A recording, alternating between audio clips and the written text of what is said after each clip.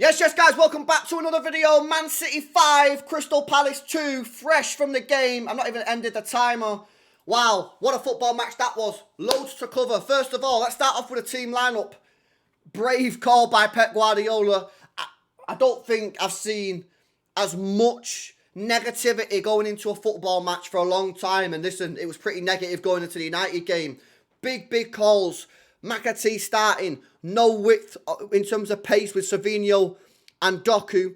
And Huzanov again not getting in the side. Rico Lewis starting. Listen, there's a couple of things I want to say. First of all, McAtee.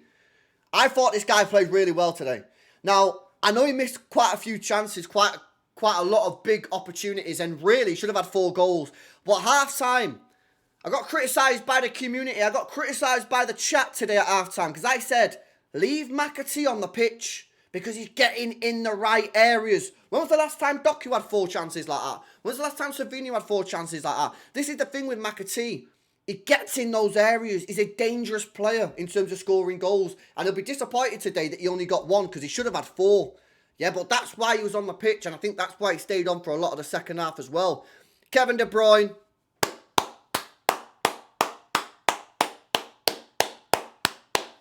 Thank you for everything you've done for this football club. You are the greatest Manchester City player of all time.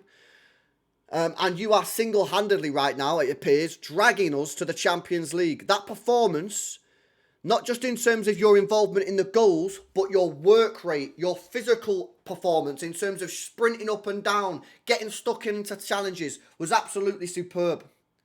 Yeah, and then obviously the club has decided that you've got to go. I know that you didn't want to go. You wanted to stay. But the club have told you to go. Listen, the club have made that decision. Some City fans agree with it. Some City fans don't. But what all City fans agree with is that you have been a superb player for this football club.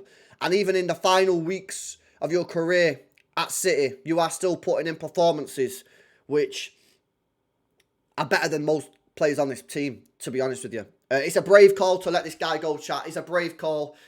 I've told you so many times, I don't know whether we should have kept him or not. But when you watch him play today, you think, have we made the right decision here?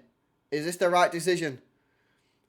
Now, I don't know if it is. Time will tell whether it's the right decision. But it's a big summer because we need players in to replace this guy, man. Because this guy's a baller. Unbelievable he is. Couple of other things I want to speak about, chat. First of all, that first 20 minutes, I'm going to be a bit negative here. Well, not the first 20 minutes. The first 10 minutes actually was decent. As soon as they scored, shocking. Defensively, all over the gaff. And we were lucky not to go 3-0 down because Mateta had a shot that he blazed over the bar. And Eze was just offside, but he should never have been offside, and that would have been 3-0. Obviously, it was a great comeback. But that was scary. Very scary how we just crumbled again. But as soon as we got that first goal, that free kick from Kevin De Bruyne, I had no doubts in my mind that we was going to win that game. I said 4-2 when the first one went in. It ended up 5. But it was a great response. That 20-minute spell of 2-0 going into 3-0, that obviously was offside. I thought we were shambolic. I thought it was an absolute disgrace what we were watching on the football pitch. But as soon as KDB got that goal, I think the lights came on in those City players' heads that they couldn't just continue performing that way and they needed to step it up again. And they did step it up again.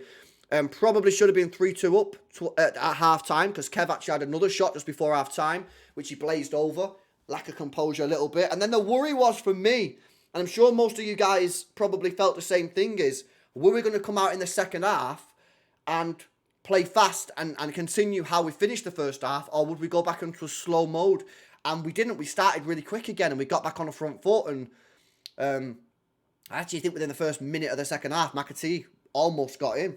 So that was a good response. And I've got to say, it was an exceptional response from the club, from the players. The subs were great from Pep Guardiola. And it shows that the desire is there. Because one thing that has been a little bit of a concern to me in these last couple of weeks is that given if it is right that there's going to be an exodus of players at this football club in the summer, which I think it needs to be, how many players actually care that much?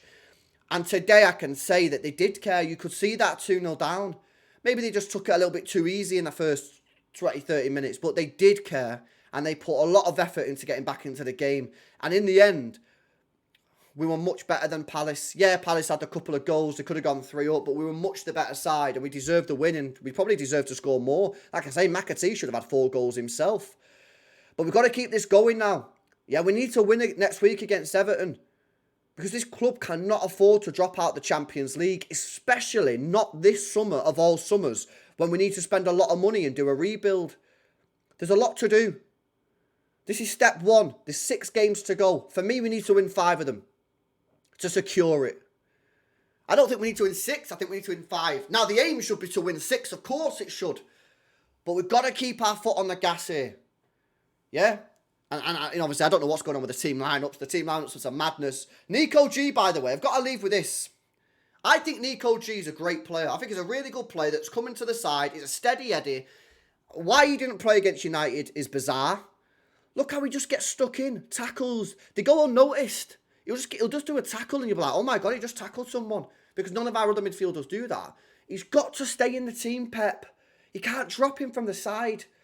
Not playing him against United was a stupid decision, in my opinion. This guy's a good player. We've spent 50-odd million quid on this guy. This guy's not a Nunes. He's not a Phillips. He's a good football player.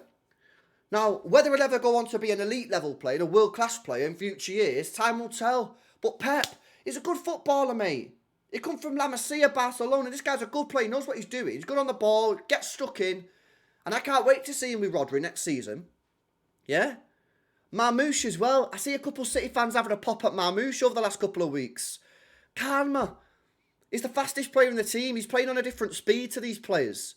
It's not clicking quite yet. I think he's doing well. But some City fans are criticising him. And I think, relax, calm. He's doing a good enough job right now. And I think going into next season, when this squad gets refreshed and we've got players that can actually run, he's going to be a proper player.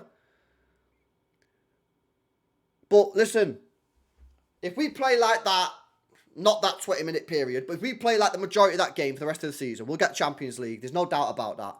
But we've got to be consistent, and we've got to go to Goodison Park next week. Understand that it's going to be a difficult football match, and we've got to put in a performance to get the 3 points, because we've got Villa after that, and Villa are a solid team, much better than us right now. Much better than us.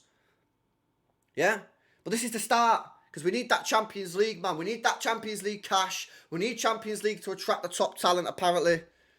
Step 1, 6 games to go. 5 more wins necessary. You win next week. Big step in the right direction. Because if you look at the fixtures that the other teams around us have got next week, tough games. There's a high chance that someone's dropping points next week. High chance. And in fact, I think Villa are playing Newcastle next week. In which case, someone's definitely dropping points. Yeah? So, great win. For the large part of the game, a great performance. Still have concerns at the back. Still think Huzanov needs to be playing at the back when you're playing a high line. Because you've not got the pace with Diaz and Gavardio. Yeah, Ederson, fucking hell. Another assist. 4 assists for him in the league this year. More assists than Odegaard. Great win. Yeah, let's take it into next week and go and get 3 points at Goodison Park. Guys, smash the likes. Make sure you guys are subscribed. And I'll catch you in the panel show later on. 9 o'clock, 10 o'clock. Stay tuned, man. See you in a bit.